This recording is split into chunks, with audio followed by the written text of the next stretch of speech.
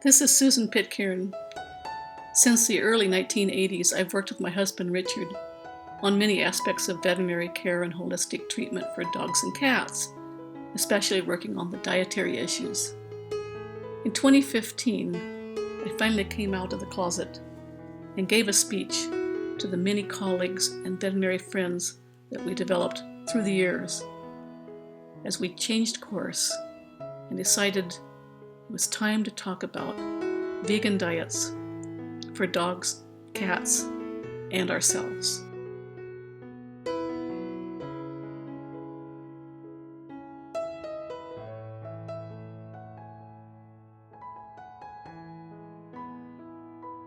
Welcome, everybody. I just wanted to let you know this is a work in progress. It took longer than I thought. It's taken several hundred hours to put this together. And I was working till late last night, working on it still this morning, working before breakfast. So it's a work in progress. Some of it explores new ground, especially the part with pets, and much of it doesn't. Some of it may be familiar information and some not. But basically, I wanted to tell you a little bit what happened to Richard and I, that we made a change in our lives. We've been vegetarians for about 45 years, especially me. I've kind of gone, I've had occasional meat, a little bit here and there, and some fish, and, Thanksgiving and those things, buffets. We were eating a lot of cheese. Okay, I'll just say a lot of cheese. Tried a few times to become vegan, mostly for ethical or health reasons, and didn't last very long. The cheese was addictive. Last fall, we were having a kind of a potluck group for gardeners, basically, and somebody in sustainability, and somebody suggested we watch this movie. And this movie changed our lives. We're going to show it tonight. It may not change your life, but anyway, it's a good movie. Really well done.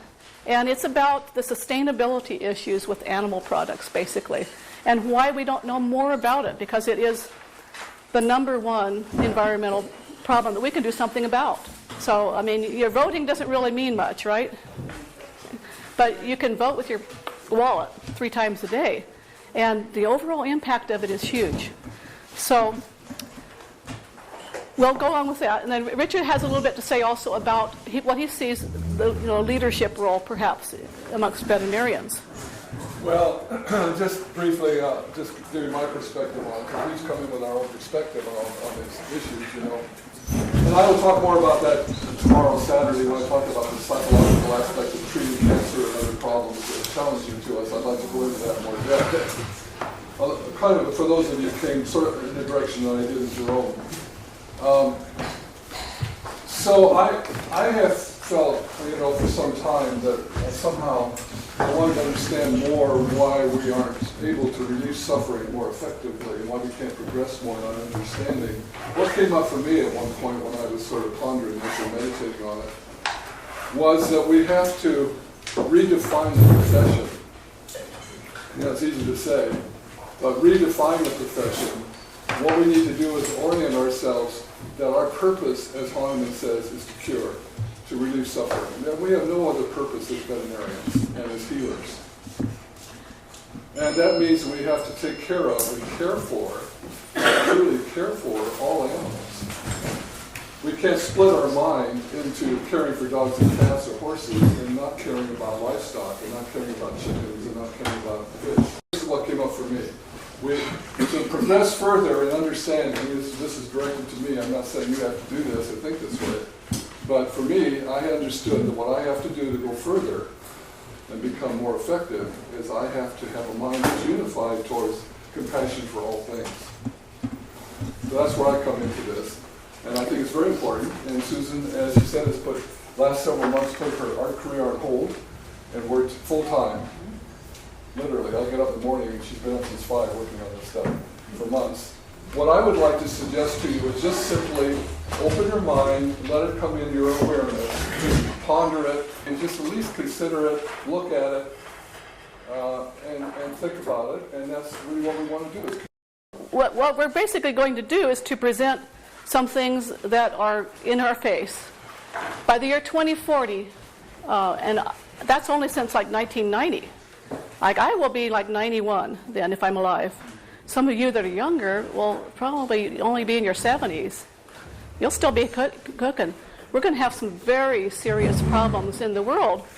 if we continue on the path we're on. I'll show you. Let's look at it here. It's broken into three parts, basically: the sustainability, the health, and the humane aspects. And then we'll go into the recommendations and diets. So we'll start with sustainability. I see it as an imperative. It's an ethical issue, and it's a survival and health issue. If we don't have a planet, we can't be healthy, for sure. If we have an unhealthy planet that's struggling along, we also can't be healthy. So the first issue let's look at is water. Right now, about 25% of humans are depleting the aquifers that they have locally, that they're going down faster than they can recharge. I'm sure that's happening in Arizona, and certainly in California. California recently had only got like 18% of its normal snowpack last winter. And it's the produce basket of the nation. Climate change, we went to a talk by a meteorologist. He said, we're likely to get warming for sure, and with warming, we don't really know. It's 50-50 whether we're going to get more wet or more dry. Very good chance it's going to be more dry. And most fresh water goes where? It's not down the toilet. It's not for the longer shower. It's not for any of that we've been told we've got to do. It's for animal agriculture. This is California. We used to live, this is the Almaden Reservoir near Santa Cruz. It's down to nothing. This used to be full when we lived there all the time. Okay, so we thought, let's do something, We live here in Arizona. This is my little dream, see? So we did thus baths and flushes. We did laundry to landscape kind of work up. So we dump our gray water out in our orchard. And we even installed rain tanks. We didn't do real super big ones because we do have a view to look at, so. So yeah, that was very cool, we thought. So woohoo! But then, I put things in perspective. This is how much one American uses every day, 156 gallons for domestic use. This isn't even agriculture, okay? Europeans down here, Asians down here, Africans way down here, which is really just basically 2 of these 5-gallon buckets. And then the World Health Organization's minimum to survive basically is 13, or to be decently healthy. Okay, so interesting. That's just one person. Woohoo! So then we learned how to really save water. After watching Cowspiracy, just eat plants. It takes only 1% of the water to produce the same amount of protein from grain as from animal products. And aquifer under the Great Plains has been left over from the ice ages and the melting of the glaciers. It had a huge amount of water in it, and it's going to come to an end. Production of beef draws more from it than all fruit and vegetables combined. And I also heard recently that if we stopped drawing water from there and just let nature take its course, it'd be about 6,000 years for it to fill again. Okay, here's just a little bit more detailed example. Say like potatoes. Potatoes are kind of a key item because they are one thing we could grow and live on. And the UN, as I will show you, has declared them plant of the year, basically. And they have enough protein and enough vitamin C to live on. Okay, beef. Look at this. 1,847 gallons per pound. Potatoes, 34. Some estimates on beef I've seen has been as high as 2,500, but I wanted to be conservative about it. And cheese, 665. Rice, 299, even though it's got water patties and all that. Chickens, not as bad, obviously, or pork as beef. And I don't know why, all the reasons. But it involves things like washing out their pens, growing the crops that they are eating, and processing them at the slaughterhouse and all that stuff. Tofu is up there a little bit, but you can see all the grains here are pretty low. And the produce especially. Nuts are generally kind of high. I think I might have seen 1,000 on almonds somewhere else, something like that. If you do the nuts that are more drought tolerant, I guess that would be better. But the good news is every day that you eat plant-based, you save 1,100 gallons of water per person. In the Verde Valley where we live, we use about 3,000 gallons a month per person, domestic use. So we're saving 1/3 of our domestic use in one day. And in terms of my rain tanks here, okay, for the 2 of us, it's like more than 10 rain tanks in one day we save simply by not having meat, eggs, and dairy in our diet. And it's tasty and it's healthy. So it's like, wow, cool. How cool is that? What a wonderful gift. Now, let's look at deforestation. Deforestation is a more serious problem than I realized. We looked at Cowspiracy, one of the main people that, she's one of the only ones that would really finally speak honestly about it. And she said that we could lose the Amazon in 10 years at the rate that it's going. And that activists who have stood up against it, 1,100 of them have been murdered, basically by the animal agriculture industry. Some friends we have in Ecuador just mentioned another Ecuadorian activist that was killed. This is causing 137 species a day in rainforests alone to go extinct forever, ones that were here for millions of years. And it's causing the largest mass extinction since the time of the dinosaurs, which is mass extinction number 6 in terms of geological history. The good news about this, and I've done some reading on this, is that if we all go extinct, the Earth will probably survive. There has been times when, for 25 million years, the whole Earth was locked in ice. And everything died except for maybe a few bacteria at the equators, and it came back when the volcanoes broke through the ice. I'd really rather not have that happen. I'd really rather, wouldn't you? I mean, look at all the time it took to get here where we are. So, and there's so much beauty, but we're just chopping it away. This year 2040 seems to be something that a lot of people are in different areas are talking about. But because of the loss of the rainforest, we'll have large droughts. And I should think we'd also have some effects on the oxygen level, since they're the lungs of the Earth, and the extinction of maybe half of the world's species. Now, this was an interesting thing I learned in the last few months. We've been watching lots of videos and reading books and stuff. Once free-living animals, wild animals, we could say, were 98% of the Earth's animal biomass. And our animals were 2%. This would have to be within the last 10,000 years that we only had domestic animals. Now it's the other way around. We are 98% of the biomass on Earth. Now, some might think that's a good idea. It's better to be a human being, than to be a lizard or something, but, or an orangutan. But, from their point of view, that's not true. Okay, so going back to the Amazon, this is what it's being made into. Recent estimates are that up to 91% of it is for growing crops like soy and corn, much of it to feed our cattle. In feedlots like this, which if you've ever driven up I-5 in California, I'm sure you've seen and smelled these kind of feedlots, which is where cattle get finished. The first 6 months may often be on the open range, but the last 6 months it's like that.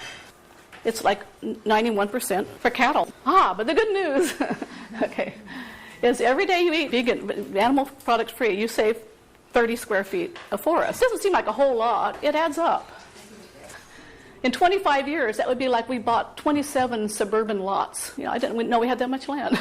So I say, there is hope. Now, overfishing by itself is a major problem because trawlers like this, we're strip mining the oceans. By 2040, experts in Cowspiracy are saying we may not have any more fishing left to do in the ocean, period. Fukushima or not. And that's because of how much we're taking out. For every pound of target fish, 4 pounds of other fish are killed in nets, including dolphins and sharks. And then half of that catch goes to what? To feed our livestock in our fish farms. And it's fed to cows, which aren't supposed to be eating meat, but it helps them grow faster. And of course it's polluted, with all kinds of toxins. So a number of experts, and this is one of the major ones, and he's written some great books, Comfortably Unaware and other things. He says there is really no such thing as sustainable fishing. This should not be put on the label of places like Whole Foods. None of it is sustainable. They just go from one species to the next, wiping each one out. All of the world's 17 major fisheries are depleted now or in serious decline because we think we need to eat fish that's healthy. And we're using it for products like fish oil, kind of supplements. And we're feeding a lot of it to animals, and especially to farm-raised fish. But each day that you eat plant-based, you save, on average, one animal's life. Well, people don't eat a cow a day. So a lot of that must be things like shrimp, right? And little animals like that, if you add them all up. I'm not quite sure how that was calculated. But that's not over 9,000 in 25 years. By 2040, you'd save. Okay, land use. This is a big one. Land use and food production. Well, this is a UN report that land is getting degraded. There's water shortages threatening global food production. This is degraded dry land ecosystems and so on, really affecting a lot of people. Not so much here yet, but we're getting there. And then meanwhile, 1 billion of us are overfed, and that's mostly due to too much meat, eggs, and dairy, which consumes a lot of grain. And then another 1 billion or so humans are suffering or dying from hunger. It's interesting. It's a counterbalance. These are a couple of twins in Burma on the right there.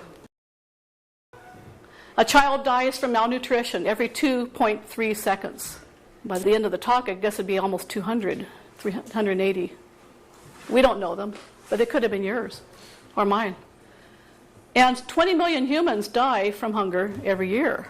I haven't done the math on that, like how many will happen during this talk, but that's a lot. Now here's an interesting thing. If we ate only 10% less meat, the cropland was being used to feed those animals could feed 100 million people. They can't afford to buy the grains because we're using them for these other purposes, and we have the money. We can't. We do it because we can.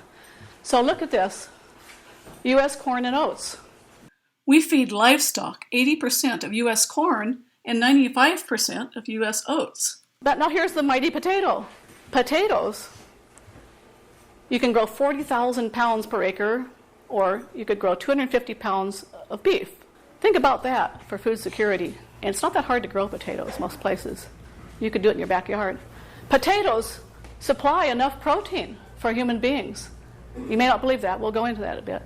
As well as vitamin C, potassium, and a lot more. We could survive on them if we had to, according to experts. And it's not an ideal diet. You want to have more nutrients in your diet, in any diet.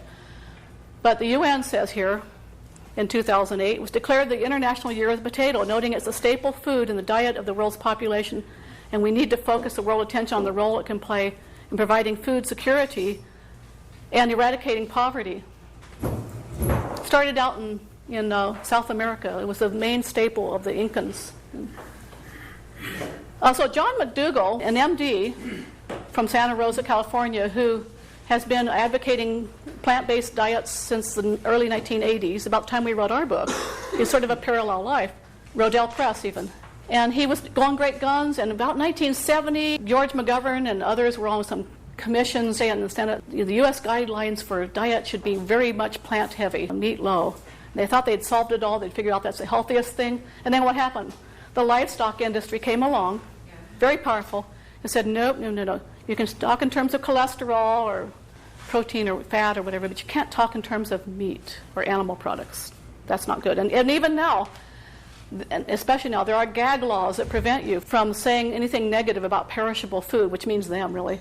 And you could go to prison for doing that. It's unconstitutional, but it's there. They're powerful.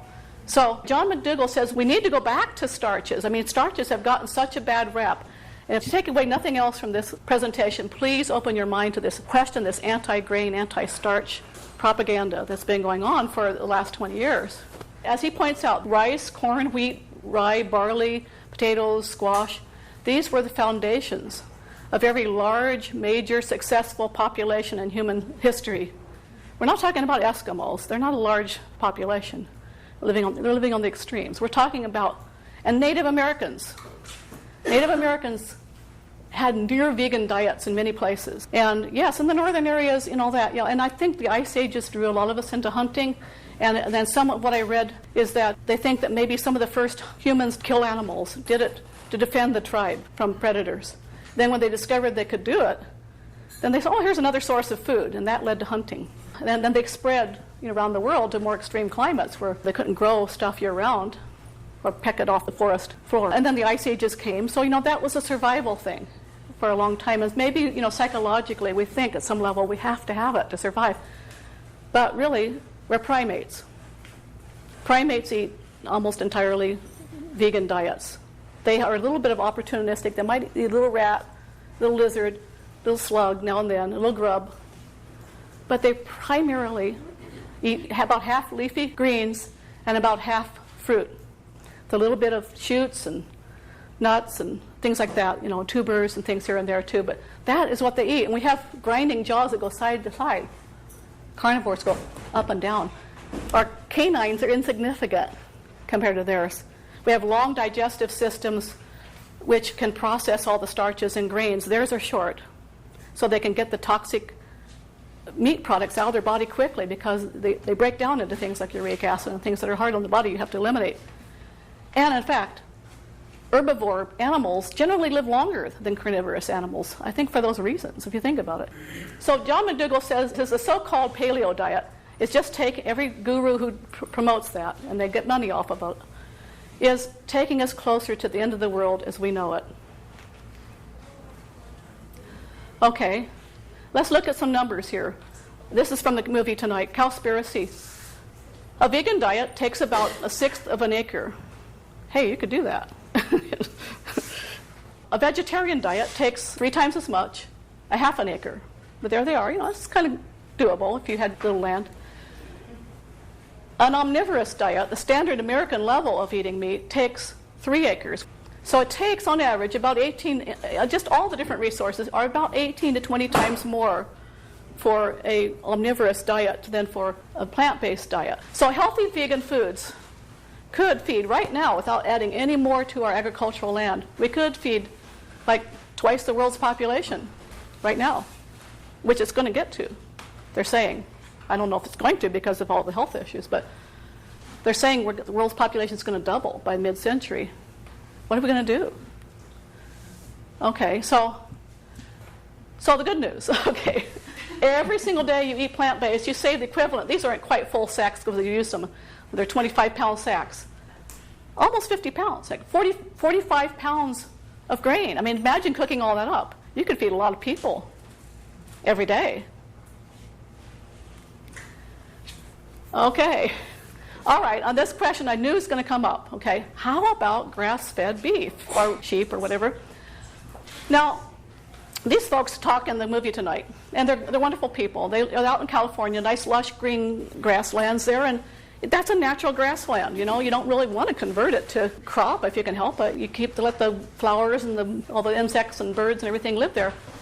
And they do have a better life. All these years of eating vegetarian, I now think I wish I'd eaten grass-fed beef instead of milk, eggs, and dairy, because they have a better life. They all get killed in the end in the same way. But it does use the grasslands. It's not ideal for crops, and it leaves room for nature. Okay, it's organic. There's a lot to be said for that. Okay, but if all the meat that we're eating in the U.S. was grass-fed, here's the size of the U.S., red. The gray is how much land it would take. This guy calculated it out in the movie tonight. This is how much we actually have that you could call rangeland. So you can see we'd have to cut down the amount of meat we eat to whatever this proportion is. I never did calculate that out. That looks like about maybe 20% or less. If you insist on eating meat, I'd say go for grass-fed, but pay the price. They say that if we weren't subsidizing agriculture right now, the cost of like a steak would be like, $20 or $30 for a pound of it. A hamburger would be like maybe $12 to $20. But our taxpayer money is going in to huge subsidies by these huge industries. It's bigger than I thought. It's like my grandfather used to get paid to not grow wheat in Illinois. He was just a small farmer, it had been.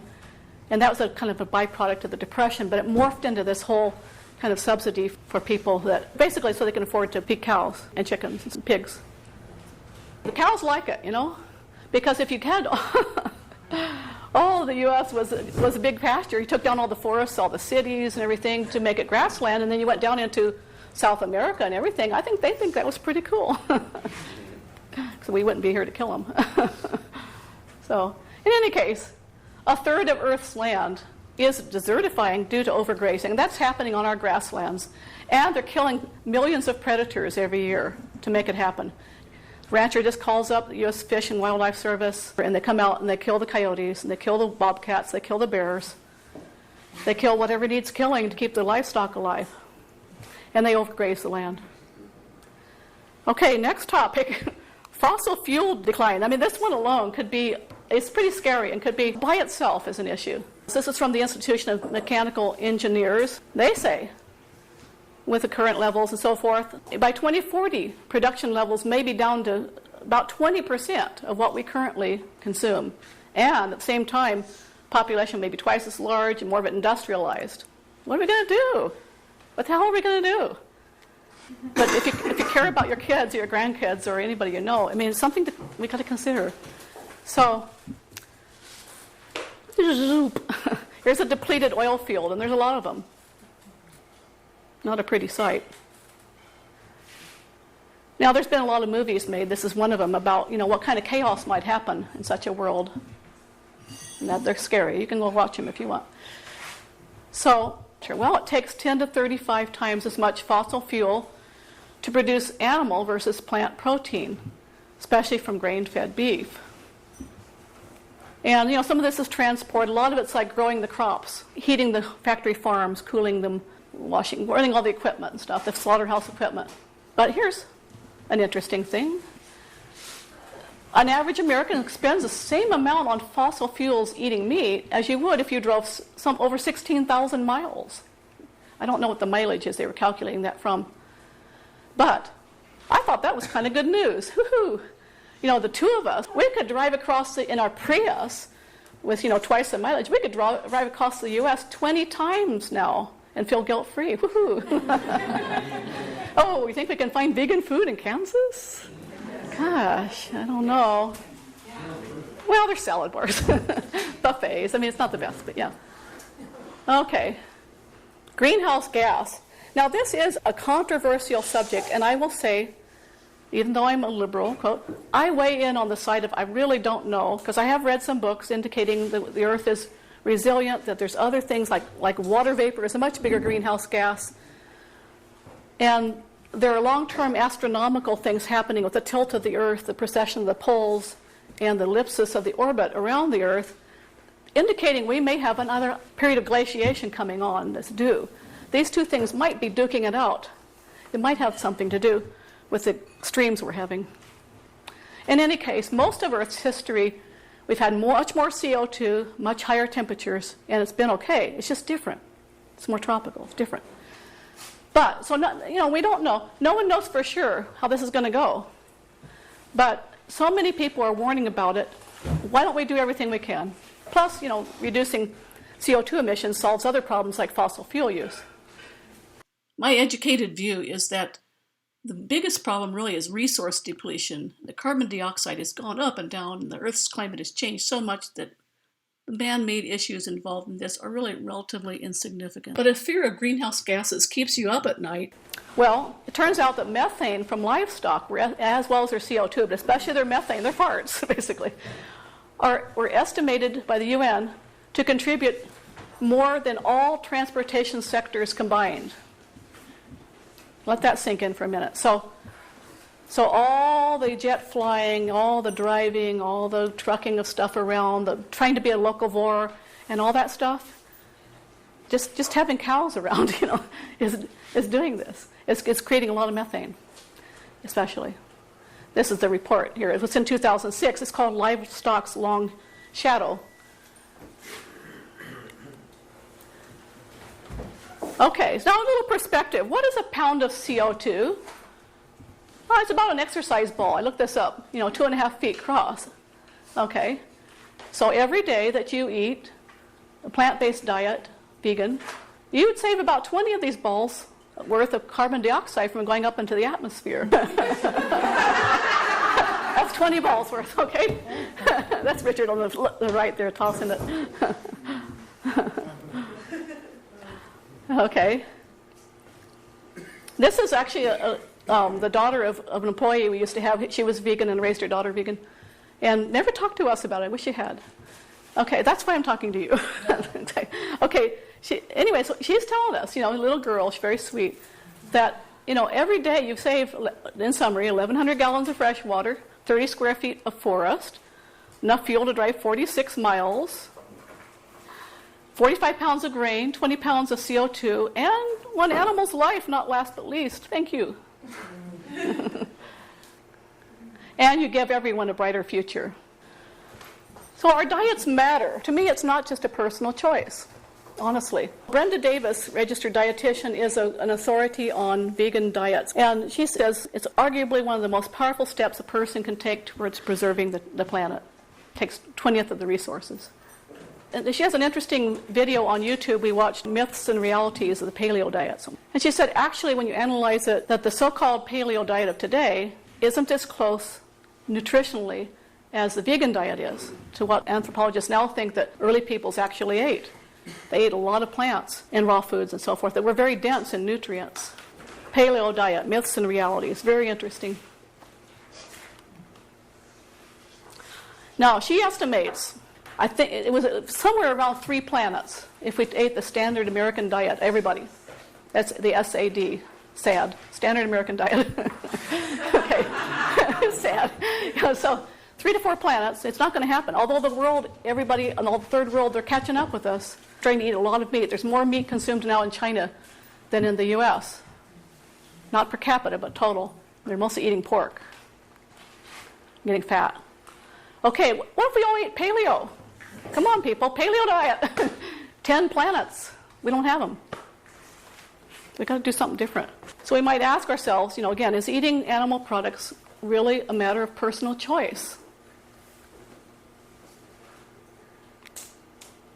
I mean, it is in the sense nobody's making you do anything, but okay, let's say they say, I feel like I really need some, or I want some, or where I am, it kind of works because we go hunting and there's a lot of, extra deer or whatever.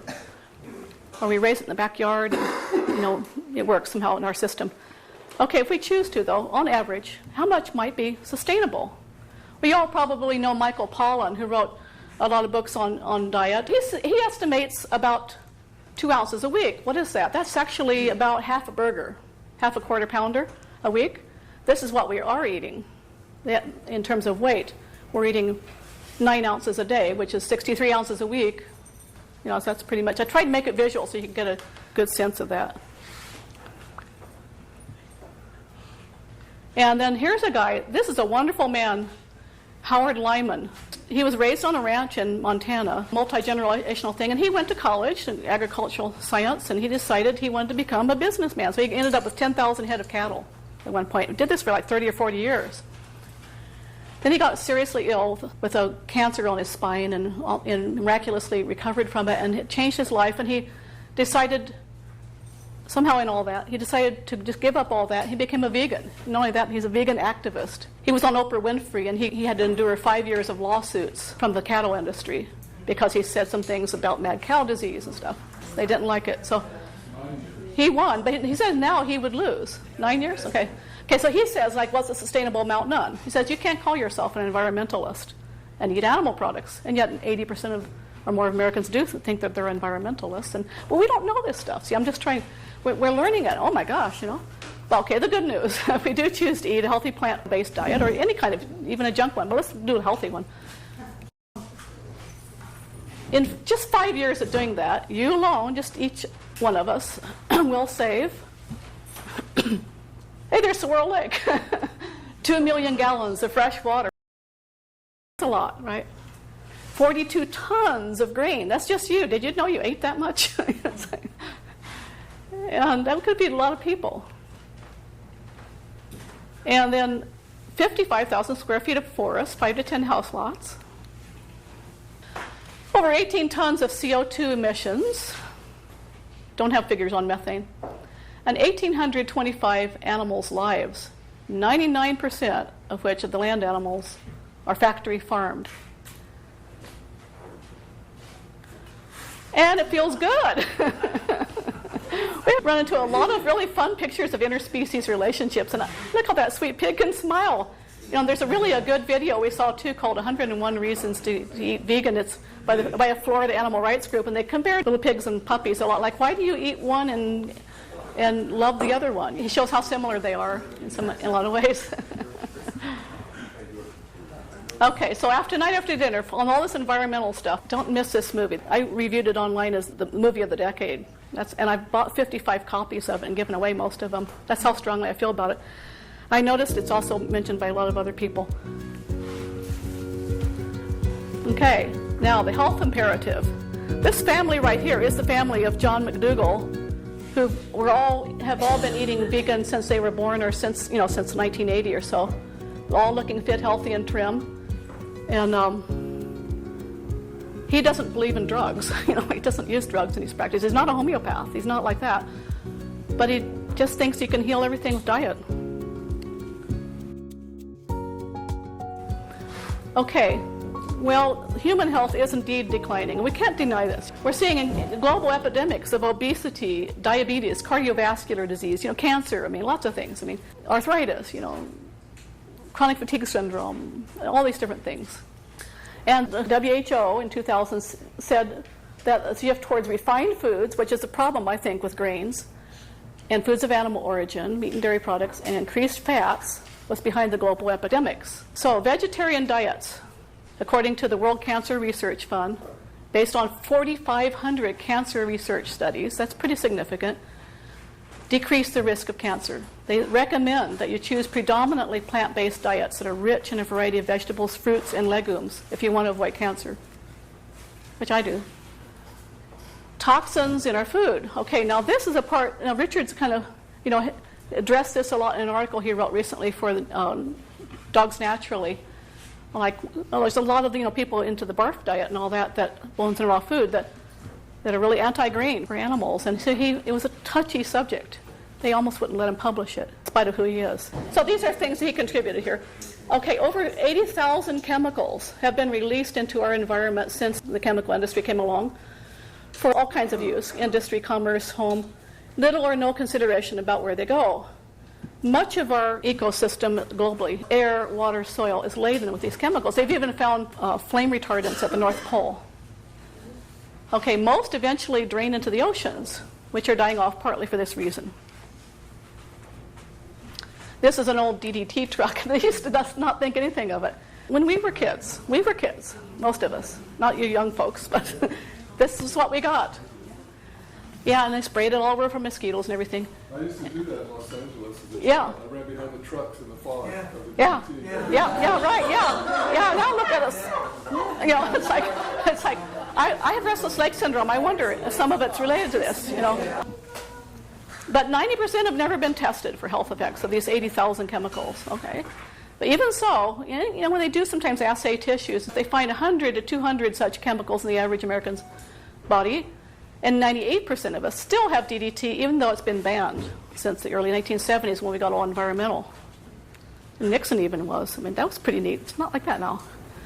Okay, so how do they affect us? That's a good question. We do know they concentrate up the food chain. Meat has been found to have 14 times the pesticide levels as commercially, not organically, commercially grown plant foods. That's significant, isn't it?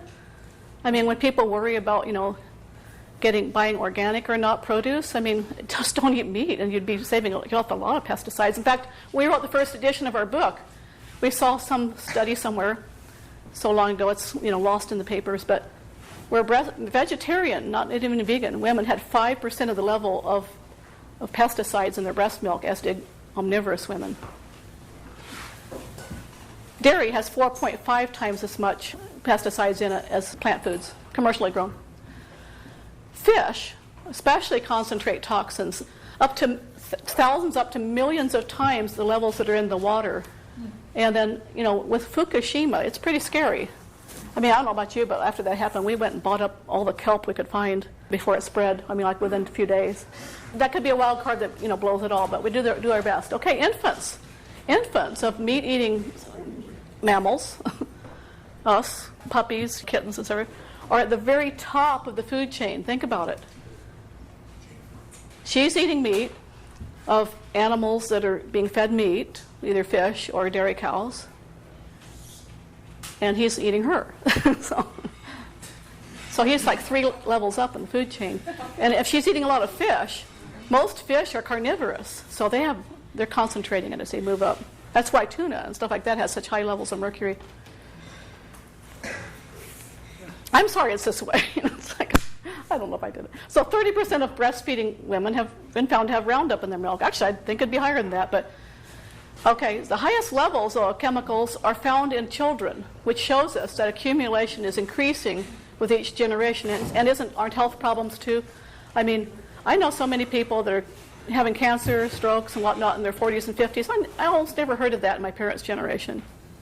Some of you are probably too young to even have much of a memory about that. I'm really old, like 65. But Richard's like ancient, 73. So what's the research on this? I told his secret. He's still all right for 73, Okay, so he looks good, yeah. He's lost some weight. I know it. We've both lost weight since eating on this diet too, yeah, okay? So it hasn't been well studied. Most of the studies have not been on dogs or cats or people. but on mice, rats, and rabbits. Now, we do know that some of the heavy metals are directly toxic. I mean, we know that, you know. I was tested for heavy metals a year and a half ago. So was Dee and some other people I know. They were really high in us. I mean, over the supposed scale. And I wasn't clear why. And there's ways you can chelate it out. It's kind of a process. But I've heard people say that if you do it through diet, a diet that's very low in things, your body will naturally excrete things like this, and in a safer way, instead of like a water fast, you know, or a juice fast, or something that's kind of radical where it can release it into your other tissues. It's also been found that the two or more of these chemicals are like synergistic with each other, an enhanced effect. Kind of begin to imagine, like, how does all this play together? All we know is we need to try to avoid taking it in as much as we can. And they found that the gut biome is affected, resulting in leaky gut. We'll talk about that a little bit more. And that rises in glyphosate, the weed killer in Roundup. It's like what they spray on GMO crops, on soy, corn, canola, cotton.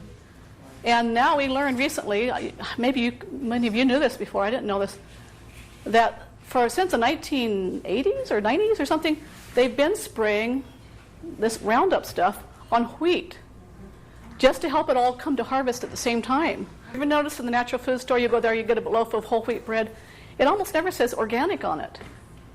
I'm guessing, I haven't totally researched this, but I'm guessing that it's just a lot easier and more economical to bring it all to harvest at the same time and desiccate it and all that. And so they do it. And so, like organic wheat, it just probably costs them too much. All the wheat products we eat that are commercial. So what does Roundup do? It kills plants. They said the LD50 on Roundup, on the chemical that's in it, and cleanup and all those things, was like 50, I think, parts per million or something like that in dogs. That's a high level. It's like you have to take a huge amount to kill you. It's not a problem. But it kills plants. The gut biome is mostly plants. So it kills the good gut bacteria. And then, some of the vegan physicians, I saw this one talk, and we'll get into that a little bit later, but he's just saying basically it imbalances your gut biome and causes leaky gut, and therefore a lot of other things. Celiac disease is really correlated. Here's 1990, when they first started spraying glyphosate on the U.S. wheat crops since 1990. Celiac disease has gone up very, very closely with that. Gluten sensitivity, too, which is not as extreme. And celiac disease can be truly threatening.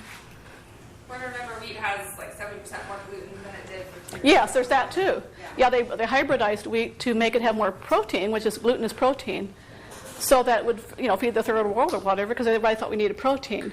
So now, but a lot of people find, I'm sure you've heard this, that if you go to Europe and eat the more traditional pastas, people who are, gluten intolerant do okay.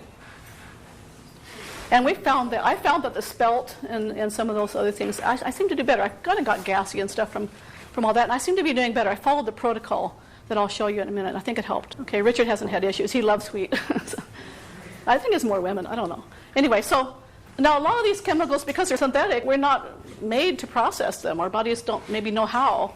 And so if they can't eliminate them through the normal, organs of elimination, they will accumulate in tissues, and they accumulate especially in the fat. I guess the liver too, right? In other places, but especially the fat. A lot of us are a little bit overweight. Some are really overweight. So some of these are hormones, which may interfere with the endocrine system, lead to obesity, other conditions. Hormones used in livestock, it has been found, can still be active in the food. Okay, we have a problem, Houston. Okay. That speaks for itself. Okay.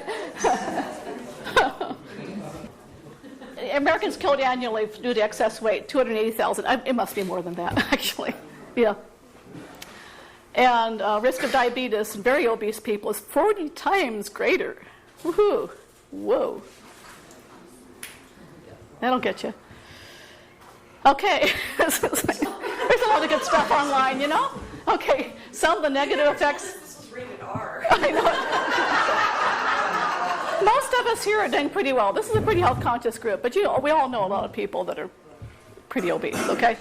So lower life expectancy, cancer, joint problems, heart attacks, low self-esteem, depression, breathing problems, high blood pressure, type 2 diabetes, increased sweating, high cholesterol, limited mobility, arthritis, carrying all that weight, social discrimination, deep vein thrombosis, bone problems, fewer employment opportunities, and lower life expectancy. Now look at this, how the U.S. obesity rate has gone up. I should have gotten the meat consumption too, because it's gone up also. We eat a lot more meat than we did in 1920, a lot more. Our grandparents or whatever. So, okay, overweight including obese. Okay, let's do this top line. Here it was, 45%. It's different figures. It depends on how they count it, I guess. Anyway, age 20 to 74. Maybe they drop off after 74. Anyway, it's a lot. It's going up. Overweight but not obese. It's kind of been more level. But what's really gone up has been obese. This is from 1960 to 2003. Okay, here's where a lot of the changes happened with chemicals getting more into our lives, about 1990 and stuff. I mean, that's interesting. And also, that's when the paleo diet started to get, Atkins and things like that started getting popular. This kid, I honestly, okay, see these fat folds here? There were some like that on this kid, and I airbrushed him out. I thought, God, maybe that's like they exaggerated that or something. I better make it look more like real skin. And so I kind of airbrushed that out. But then I found this kid. I realized this is real. This is how they look. So right now, 3 out of 4 people in India are overweight. But is it because they're eating the wrong foods too? Have you been to India?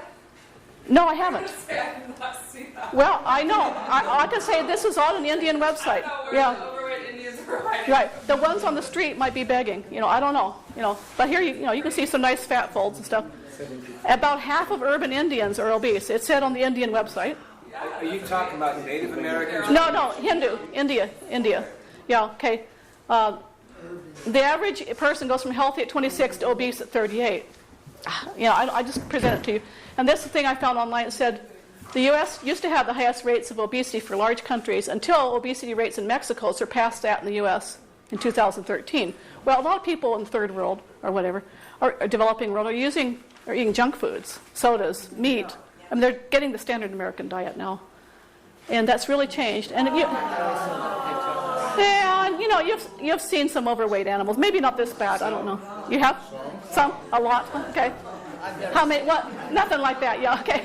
This is the extreme case. Okay. I Googled overweight animals. That's what came up. I was in a hurry. But all right, so now this is interesting. This has a little bit lower number of overweight or obese Americans. Okay, it depends. I don't know what year this was. But anyway, by comparison, children were less. Vegetarian children were much less.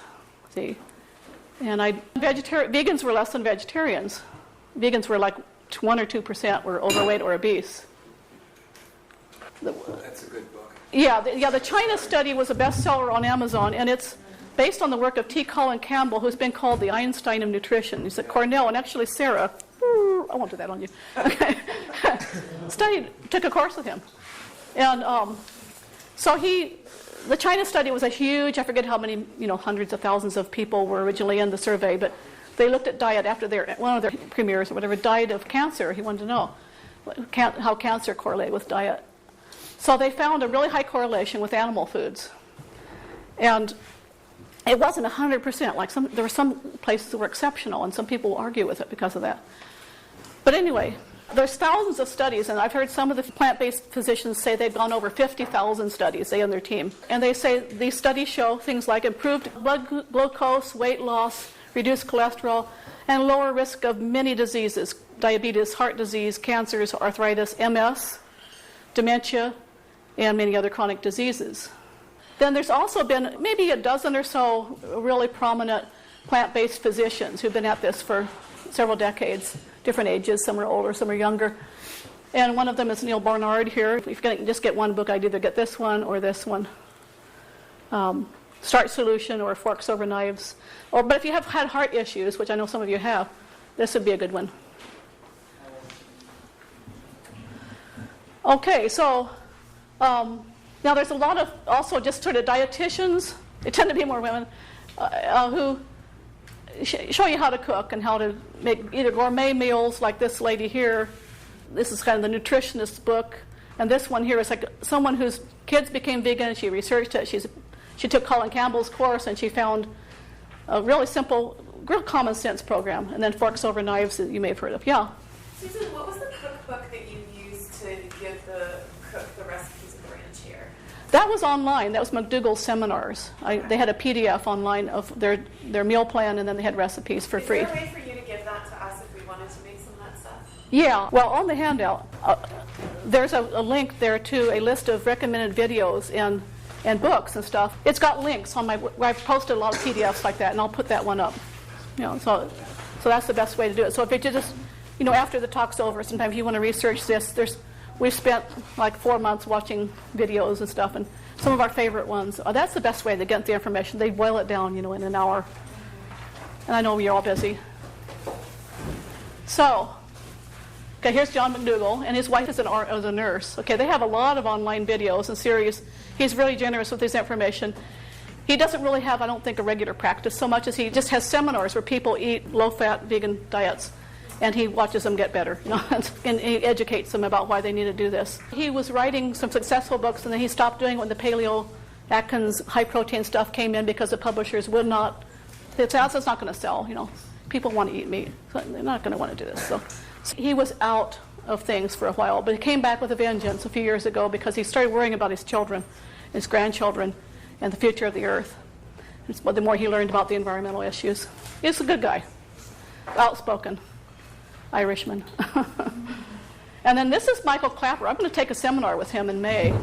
He also lives in Santa Rosa and has been a vegan doctor for a long time, and is also fit and trim. They both go running every day. They're like in their late 60s, early 70s. And his books aren't so available now, it seems like, or they're out of print, so they're kind of expensive. But he's a little hard to get videos and stuff from, too. But he's in the movie tonight, and he has some good things to say, especially on dairy. Now, this guy you may have heard of, he's Forks Over Knives film, if you've seen that. He's really looked at what this diet can do for heart disease, and he's had some spectacular results, sometimes within a few hours, I think he said, or days.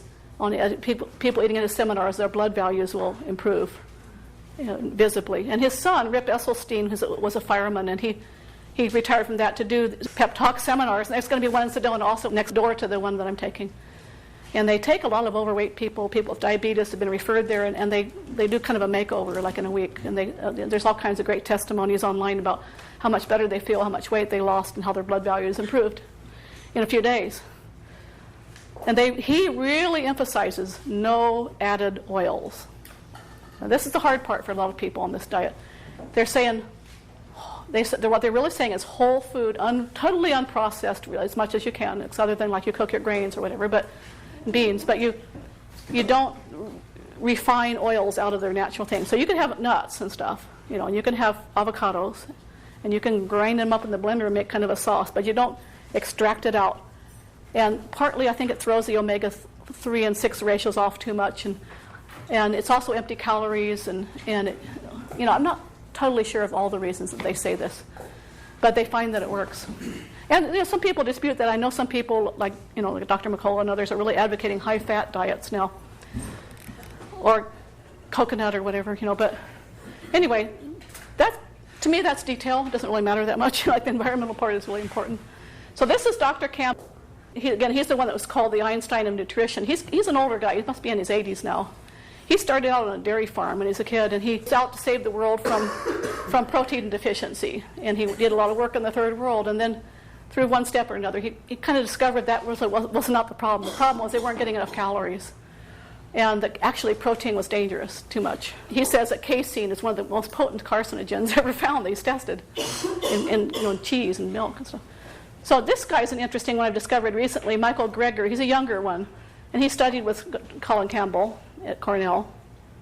He's more involved with the Humane Society, and he looks at factory farming and the effects of that on, and antibiotics and so forth, on hormones, on human health. And he also has he generously shares a lot of videos online, and he goes into details of subjects like, what about B12, what about EFAs, what about protein, etc., in vegan diets. Neil Bernard, also, all these guys were raised on farms. He was raised on a beef ranch in North or South Dakota. He sort of jokes a lot about his family, and none of them have come around, I don't think. Anyway, he founded the Physicians Committee for Responsible Medicine. He's written a lot of good books, especially if you happen to have diabetes. I would, or at risk for it, I would read this one. Breaking the Food Seduction, if you are addicted to cheese and you wanted to try this out. He says basically, Then in about 3 weeks, your body will rework itself to its addictions. And your tastes and stuff will change, and you'll actually come to prefer healthier foods, which is, or just whatever you're eating. This is what we have found. We tried this before. We couldn't give up cheese. It was just too hard. We were eating cheese sandwiches 5 times a week.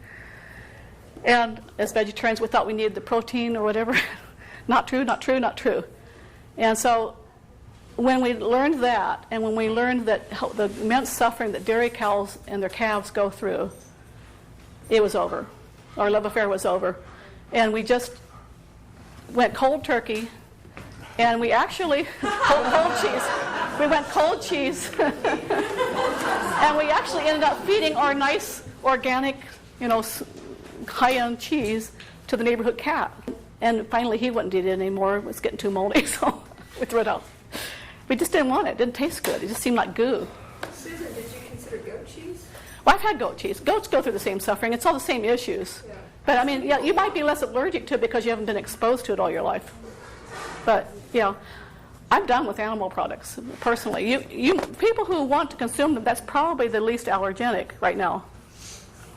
And it's not necessarily the most humane.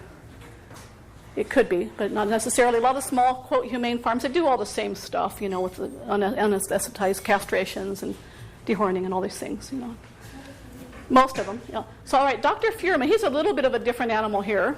Yeah, he's pretty well known. He calls it nutritarian eating, and he says plant foods highly correlate with health, and he's done 50,000 studies and so on. But he says, if you want to eat a little fish, that's okay. It's pretty close to the middle of his scale that he has.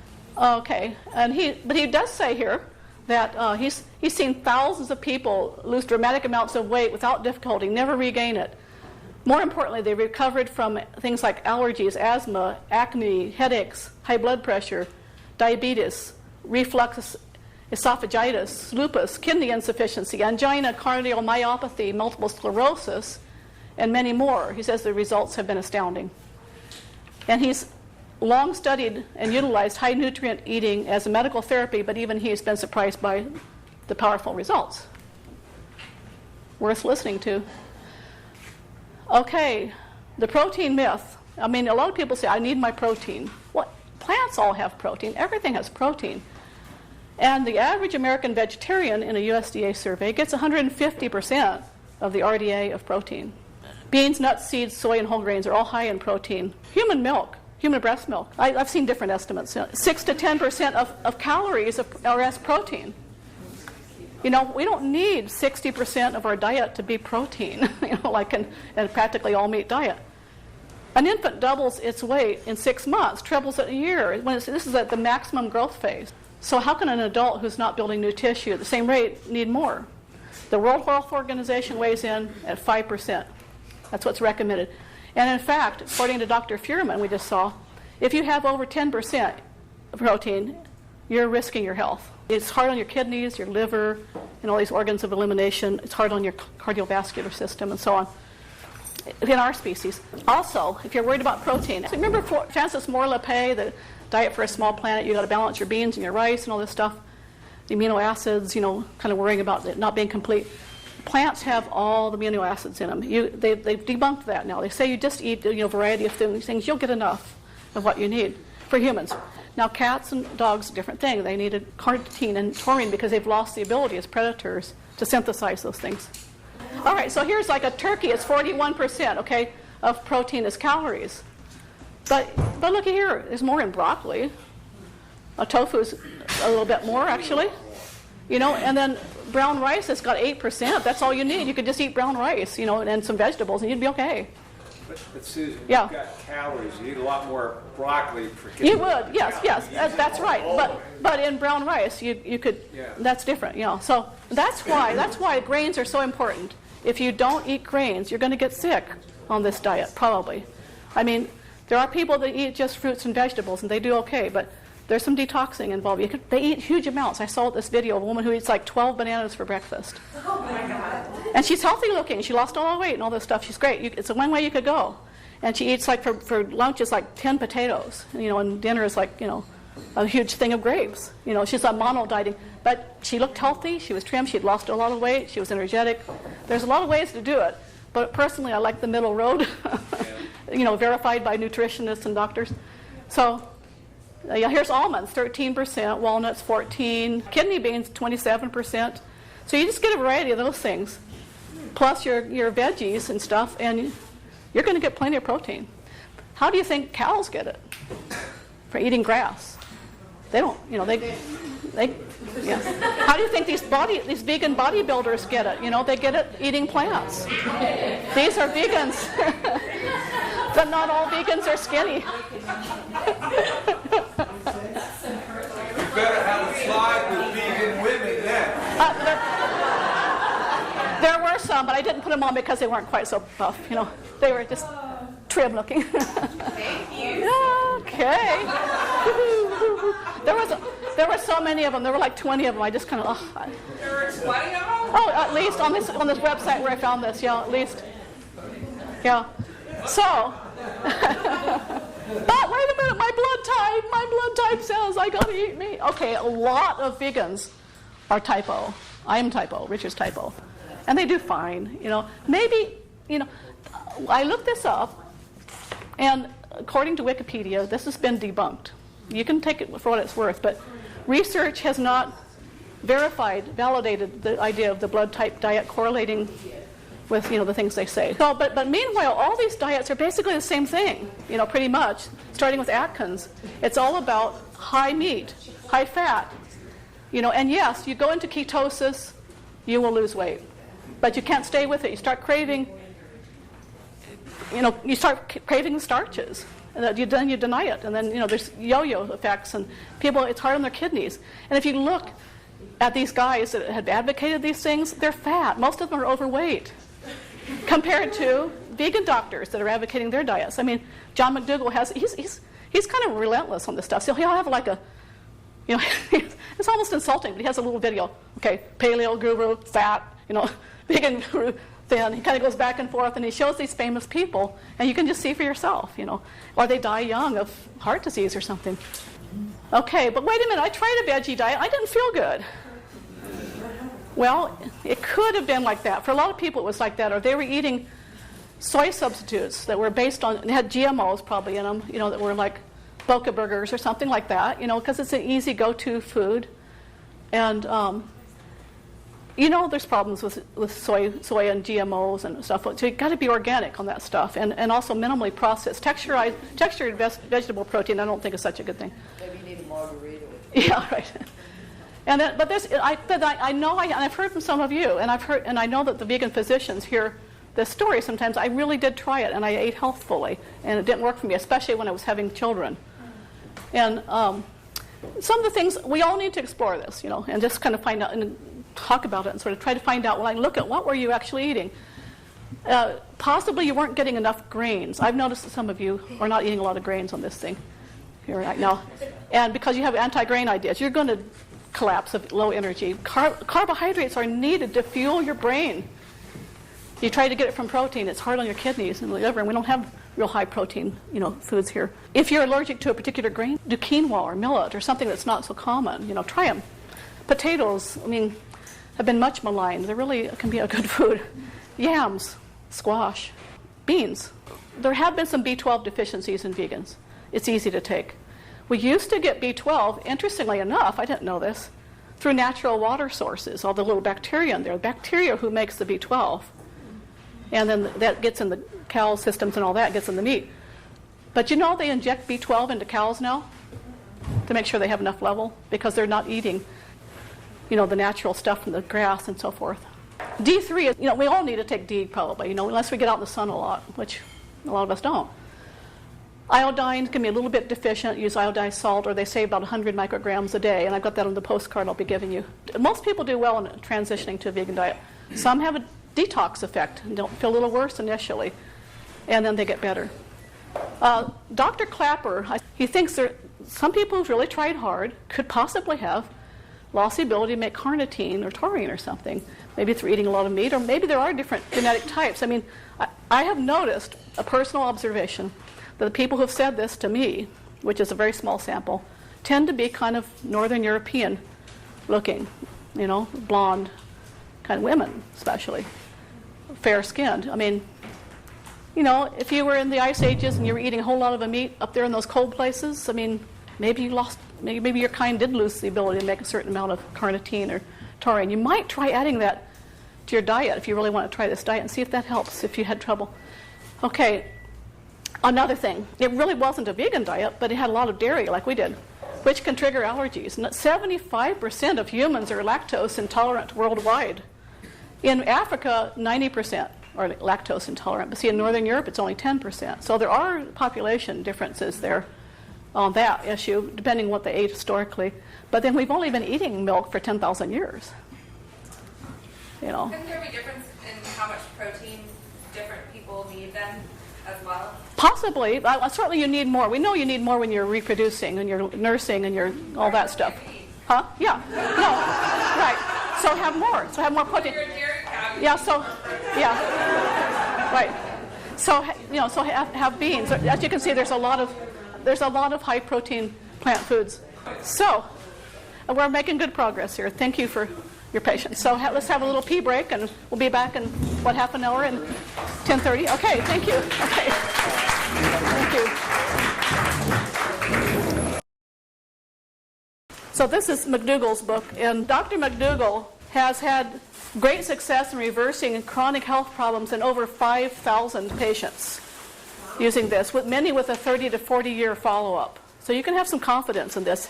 He also knows a lot more about nutrition than most MDs do, and he has a lot of good things online about that. And again, he says the caloric basis of the diet needs to come from complex natural carbohydrates, like in traditional diets, grains, potatoes, squash, yams, legumes, and so on. So he basically says center each meal around a starch, eating all you like of that. Minimize the processed forms. I mean, you occasionally have some white rice, don't worry, but you go for the brown rice when you can. And don't get a lot of pasta and stuff like that because it is more high glycemic and more processed and refined. The more whole, the better. I ran into a guy who is following kind of this basic sort of program, actually from Esselstyn more, but basically you can make it as simple as this. In the morning, steel-cut oats with a lot of fruit on it, maybe some plant milk, soy milk or almond milk. Lunch. Brown rice, beans of various sorts, or other whole grains, basically rice and grains and beans. And salsa. You can put a little cilantro stuff on it. This isn't like the nutritarian way of doing it, but this is like kind of the more affordable. This is what the world can be sustained on. And this guy I talked to that's doing this has lost 45 pounds and he looked great. He's an old guy and he's about 75. And dinner, a big salad. So that way you kind of get a balance of different things. You can keep it really simple, and you could cook up a bunch in advance. Okay, so this gut dysbiosis thing, I think that this is probably a key to a lot of the bad press that grains have been getting. When they're just learning how huge the gut biome is, it's like trillions of cells. These guys help ferment the fibers in the grains and beans and other foods. And by the way, Alberto would like to share with you how to really minimize or eliminate gas in beans. You need to soak them overnight, and then you wash them 3 times, and you don't get gas. This is traditional Mexican knowledge. Soak it overnight, wash it 3 times. Yeah, do you have anything to add to that? Some people add kombu or potatoes to help absorb the phytates that are a little bit hard for us to digest. Okay, so, or sprout them. You can sprout them too first. I've tried that too. Yeah, and just generally cooking your grains well. Grains do need to be cooked or sprouted. So. And go ahead and eat lots of sauerkraut and all those good fermented foods. That's fine. So before yogurt and probiotic pills, where do we get our natural flora there? We got them I had no idea, from the water, from natural water, and from the soil, from picking up little dirt on your sprouts or your, whatever you picked up off the forest floor to eat. But now everything's so sanitized, with chlorinated water, and we wash all our fruits and veggies, and it's all been, packaged and whatnot. So, and I think that also that, the pesticides, especially the Roundup being on all these things, is imbalancing the gut flora and causing leaky gut, and thus allergic responses to, incomplete foreign proteins. And these are the things he says, basically destroying our good gut bacteria. Chlorinated tap water, chlorine is antibacterial, right? Phosphoric acid in sodas, Coffee and tea and even mint tea. He says those are all antibacterial. You can kind of heal an eye infection by putting a tea bag on it. Alcohol. Hey, folks, that is a germ killer, right? Darn. And he did not even list this first, the herbicide residues in the food. Okay, and we know that corn, soy, canola, and now we have to add wheat to that list, are the ones we really probably need to worry about the most. Alcohol, antibiotics, of course. I mean, probably a number of you or people you know have had, yeast problems after taking antibiotics. And then on top of all this, we feed it sugar. So here we have a candida overgrowth. So he's saying that this weakens the villi in the small intestine where nutrients are absorbed. It creates gaps that allow foreign proteins, antigens, bacteria, and toxins into the blood. And this in turn leads to autoimmune conditions of every stripe. Allergies, food sensitivities, hay fever, hives, inflammatory arthritis, chronic fatigue, and so on. All right, you can test for leaky gut with the intestinal permeability test, or you can just presume it if there's a lot of autoimmune conditions and try the prescription. Since the intestines create a new lining every 3 weeks, the good news, he says, is the whole thing can heal in 6 weeks. He says, don't argue for your limitations. I mean, just heal it. This is what he recommends. Stop all the assaults on the good bacteria for 6 weeks, okay? That means no alcohol for 6 weeks. Eat only organic food so you don't have the pesticides and stuff. Use only non-chlorinated filtered or spring water. No sugar, soda, coffee, tea, alcohol. If you really want to go for it. If you really think you have a problem with grain sensitivity, he says, no, don't worry about it. Don't do it. No dairy or wheat, which just because they're major allergenic foods. No pizza. Yeah, right, no pizza. Exactly. So then he says, in addition, take 1,000 milligrams twice a day of quercetin and glutamine, and that they help kind of heal the gut, basically. And 5 to 10 billion units of a diverse live probiotic. I've been using actually the one from Dr. McCullough, but he says you should test the probiotic by stirring 3 to 4 capsules in some milk or soy milk and let it sit overnight. Does it curdle? That one did. And is that good? Yeah, that's good. That means it could make yogurt. That means it's got live probiotics in it, because they can get killed. They can die. They're not, I know that is a particularly good formula, the Dr. McCullough one. Are you recommending it? It's not cheap. You don't have to refrigerate it, he says. So when you do this test, is your... No, I just put the milk out. I used soy milk or something like that. And I just put it overnight in a little cup, and it got a little thickened overnight. So if you can't get that or you don't want to get that, just a wide range. Lactobacillus bifidobacteria, several families. Incorporate Saccharoides, especially if they've been on antibiotics. Saccharoides is the friendly yeast. That often helps repair gut. Okay. Yeah. I have heard that sauerkraut has a lot more probiotics in it than those pills do. So I would take some sauerkraut too. Okay, prepare thyself. We're going into the humane part. Okay, isn't that a sweet picture? So cows are really good mothers. They're just really gentle, beautiful animals. I'm going to make a painting of that picture. I love it. Isn't it? But this is a film we watched. This is called Mad Cowboy, the documentary. It's free online. It's by Howard Lyman, who was on Oprah Winfrey, we showed before. This is a farm couple. And they're saying no matter how bad your worst day is, it's nothing as compared to what the average farm animal goes through every day for weeks, months, or years. So 97% of us say we're against cruelty to animals, and yet 99% of our 11 billion farm animals, 9 billion of these are birds, are raised in inhumane conditions, which are too confined to stretch their wings or to even turn around. This is the one that got me. Oh wait, that's not even the one. I have another picture of a pig that's even worse. She's being compressed so she can't even stand up. She just has to lie on her side and be a milking machine to her piglets all day long. And then here we have, Richard worked in a place like this when he was at Davis.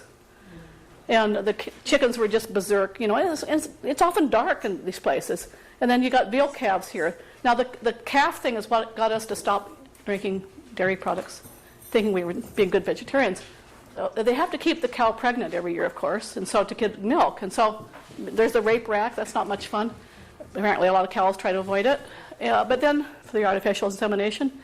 And then when the calf is born, 3/4 of them are slaughtered. All the males, pretty much within a few months. They're either bob veal. Just 1/4 of them, the females, are put in the dairy industry. The other half of the females are killed. And they're put in these little, if they fatten them up, they're put in these little stalls all by themselves. They're taken away from their mothers within 2 days. Now, somebody we saw on a video, he's never heard such screaming and carrying on and bellowing and pain reactions in any slaughterhouse. This is what he's heard from mother cows and calves calling for each other after they've been separated.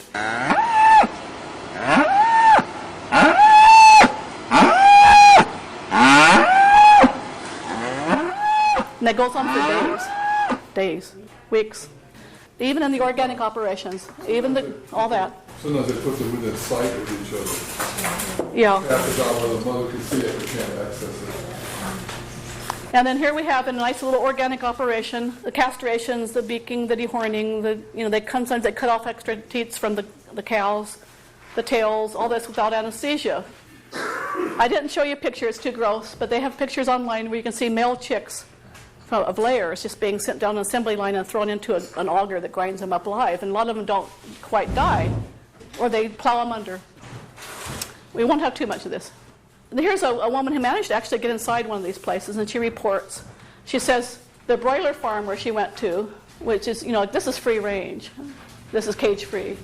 10 to 25,000 chickens in a big dark barn. The air was so thick with feather and fecal dust I had trouble breathing. The floor was spongy with 18 months accumulation of feces. The chickens were crowded, but would get much more crowded after they got bigger. Crowding maximizes profits and so on. But by keeping the birds immobile, they gain more weight. And some of them get so fat because they've been bred that way they can't even walk and their legs collapse and so on. There's dead ones, they just suspect a certain amount will be dead. These are the chicks that are all raised in little drawers, hatched there. No mommy. Okay, many live always in the dark in stench and feces, and they have to walk over dead or sick ones. These are actually bones and feathers and stuff and feces from dead animals. This is the one that's that's just pressed down. I mean, I have had restless leg syndrome in my life. If that's like my nightmare, that is it. I can't move. Okay, so here we're taking out the teeth of this little piglet. A lot of piglets that are runts are just slammed against the floor, and they cause head trauma. It's the way to kill them.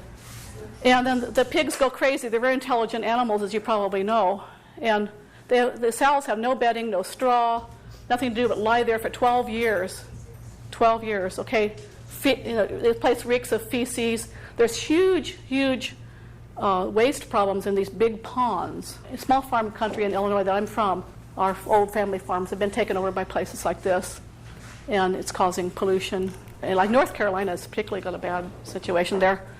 Then they take them to slaughter, and on the way to slaughter, no matter what the species, most of them they don't give them food or water. They don't. It's too hot, it's too cold. Sometimes they arrive frozen to the edge of the truck. A certain number die. They expect it, and they count for it. Here's 10,000 packed into cages. Often they just kind of throw them in the cage, and they might break their legs or wings. This is what we're eating. This is what we're not eating this weekend. Okay, at the slaughterhouse, chickens, they don't have any law to protect them, but with the bigger animals like cows, and they're supposed to stun them. They're going so fast, like one every 4 seconds or something, they may miss. And they have to cut their throat while they're alive so it'll pump out the blood so people don't have the blood in the meat. They're very careful about who they hire. They don't hire animal rights activists. And sometimes they'll stab pigs' snouts and stab them in the eyes before they've even killed them, just because they're getting so frustrated and take it out on them. This cow was actually struggling. Okay, so then pigs, and I think this is true for chickens too, they take them to the scalding tank after they supposedly killed them, but sometimes they're still alive and they're thrashing around for 2 minutes in hot boiling water. It's been observed by workers. Okay, we're almost done. Okay, you can watch now if you've been watching, I understand. How can we do this? The only way to do it is to hide it. When I drive down the highway in Oregon, I see these little sheds. I think, what is that? I don't think much about it. I think it must be, tractors are in there or hay. These factory farms, it's chickens probably and pigs. And because most of us really are humane people, there's a few psychopaths, maybe 2 or 3% in the human population, but most of us really are decent, caring, loving people. And we wouldn't do these things, if it was on our watch, if we really could see it. So that's why they have to hide it, right? And they do a good job. So this psychologist, Melanie Joy, has a good talk online and a good book called Why We Love Dogs, Eat Pigs, and Wear Cows. And she says, we have a belief system called carnism. She's labeled it. We have to believe that eating animal foods is normal, natural, and necessary. And then we say, well, we got to do it. We just, I won't look, but we got to do it. But so she refutes each of those myths. It says it's not normal, it's not natural, it's not necessary. If you read her book or watch her talk, I recommend it. Social psychology, by the way, is my master's degree. I was in a PhD program myself. Yeah. So here's a guy from that movie Mad Cowboy just saying, you got to understand, we have to be speaking for these animals. They can't talk. They can't. They're all locked up anyway, even if they could. It's like the concentration camps in World War II for the Jews, but it's a lot bigger numbers. And it's sort of speciesism to think, well, they're just animals. They don't suffer as much as we do. Well, a lot of things were turned around. A special sounds good, but can I substitute the pork chop for a fried chunk of your left buttock? So, yeah, maybe it will be that way someday, karmically. Who knows? Who knows? So then there's the question of humane slaughter. If you do it yourself, and you're able to do it, and you can do it as kindly as possible, I commend you. I do. I think then you can eat meat if you can solve the other problems. Otherwise, it's nearly always done in not a very good, nice way. And in any case, animals want to live. They have families. And Howard Lyman, who's been responsible for the death of thousands and thousands of cattle, raising them, he says kindness before killing them as an answer is totally wrong. If you watch this movie, Mad Cowboy, online free, he's just the most gentle, big guy. Just like he really speaks well. And living as a total vegan gives me great joy, knowing that no animal has to die for me to live. I mean, it's sort of a gift we've been given from the universe. We don't really have to do it, it seems. And if you think you do, I would say maybe just look a little deeper. Some people, if you're having trouble, look, what's the problem? You're not getting enough calories. Maybe you need the carnitine, whatever. Finally, there's one other piece to this decision that you might want to consider. That's Will Tuttle. He covers all these different topics quite well. But he says one of the gifts of all this is that it's a revolution of joy, love, and peace to which we're being called. Fortunately, we can do well on these kind of diets. It's kind of a gift, And just perhaps in the past, people thought they needed to enslave animals and hunt them and all this. Maybe that was true, at times. But now it's the other way around. The sooner we awaken from the obsolete idea that we're predatory by nature, the sooner we'll be able to evolve spiritually and discover and fulfill our purpose on earth. And he believes that we're actually picking up the vibes. And as energetic practitioners, you should be able to relate to this. We're actually picking up the vibes, or the energy fields, the Visen, or whatever you want to call it, in the animal foods and who've been going through all this suffering. And I actually was talking to somebody who had been Buddhist, who'd been vegetarian, then a doctor. A lot of acupuncturists say, you got to eat meat. So she did. And I showed her some of this stuff. She watched Cowspiracy. She decided to go back. And she said, I noticed that when I ate meat, I got kind of agitated and nervous feeling. And then somebody we're about to show you in a minute noticed with animal behavior problems really quiet down a lot on a vegan diet. That's interesting. They get the worst of it, of course. Okay, now I invite you, this is a positive part, to just imagine for a moment. Imagine what we could create. Why not? And we expect you guys to consider being leaders on this because you've been leaders on homeopathy. You're leaders on caring about animals. You're leaders on doing things right, and you influence a lot of people. Just consider this. Just imagine a new Earth. If a lot of us, ate a plant-based diet, in Taiwan they've gotten 10% of people to vow to do that. It's pretty good. And they say when 10% of a population holds a moral idea strongly, that's when social change happens. We can love all animals as they deserve. Imagine the world. We can let animals love each other and enjoy life with each other in their own sovereign worlds. There but for the grace of God go I, is how I look at this. And then we could end both obesity and starvation. We could actually return a lot of land to nature and let forests and grasslands and whatnot reestablish. I think that's cool. Stabilize our climate with reduced methane and CO2 emissions, along with some other things, right? We can help restore the ocean, which is dying now. The coral reefs particularly are hit by the effluent from factory farms that come down like the Mississippi. There's a whole big dead zone in the Gulf from too much nitrogen, which causes algal overgrowth and eutrophication in the water. Doing the same thing to a lot of coral reefs. In any case, I don't think we have much choice. As our numbers grow, we continue to destroy the Earth's ecosystems with our way of eating. Are we going to have much choice? The sooner we do it, it'll be so much infinitely easier for everybody, for the current beings and for ecosystems on Earth, and we have a lot better chance of getting through this in a reasonable way. If you want to consider this, or if you've already been doing it, this is what we recommend now, for people first, because people have the most impact. Okay, so this is a postcard. This is basically the diet that Brenda Davis, vegan nutritionist, recommends. She takes about half the plate, fills it with fruits, and a little bit more vegetables. This is grains, and here's legumes. You can just use peas, or edamame, or garbanzos, or kidney beans, or tofu, or lentils, or dal make this really good, and a little bit of nuts. You don't want too much fat. This is corn here. So you could take a frozen corn, just put it out in the salad bar. That's what we do. We do a lot of little glass containers of salad bar items like this, and then that's one of our lunches, is just to mix all that stuff up. So it's important to get a variety. Green smoothies are good. Avocados, or if you feel like you want some fat, it's important, if you're craving something, to identify what it is you're craving. Are you craving something creamy, crunchy, salty, a certain texture, and then try to find a substitute for that, and that'll help get you through all this, and maybe your body actually needs something there. We were designed to crave salt and sugar because they were rare in evolution.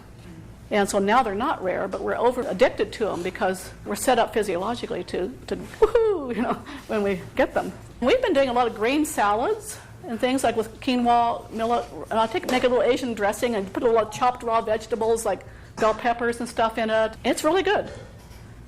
Grain salads. Avoid the white flour commercial baked goods. That kind of goes without saying. That's the truth that's in books like Wheat Belly. Flavor with tamari, nutritional yeast, agave, rice vinegar, all those things going to help. Whoa! I just fast forwarded into the year 2022, 7 years after giving this talk, and now reconstructing it from my slides and the audio recording. And I just wanted to add that since then, I've made a number of videos on vegan eating and reasons to do it. And go check out my YouTube channel, Susan Pitcairn, and you'll find a really good video on how to make tasty, healthy vegan meals. It makes all the difference. And also this 2-page handout you'll find really useful. It has lots of sauces and recipes in a very concise manner. Some of my favorite stuff. All right, back to the past and the rest of the presentation. There were some nice things about those times before 2020, weren't there? I recommend that you take 500 milligrams a day of omega-3 thing, like a DHA. Omega-3 is a good brand. Omega-3 is an algae-sourced DHA and EPA. And so it gives you the same thing that fish give you, which is to say a third of your brain, it's DHA. And some vegans are getting too much omega-6 and not enough omega-3 because you're eating more grains. And so it's the ratio that matters because they compete for nutrients that help your body manufacture DHA and EFA. So I think, especially if you can't remember what I just said, take the DHA.